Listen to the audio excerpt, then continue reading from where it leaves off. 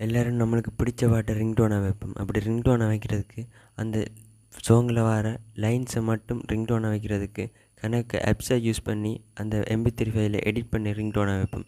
அப்படி ஆப்ஸை யூஸ் பண்ணாமல் ஒரு வெப்சைட் மூலமாகவே அந்த MP3 ஃபைலை எடிட் பண்ணலாம். இந்த வெப்சைட்டோட நேம் ரேடியோ. நான் எடிட் பண்ணதை ஸ்க்ரீன் ரெக்கார்டில் போடுறேன்.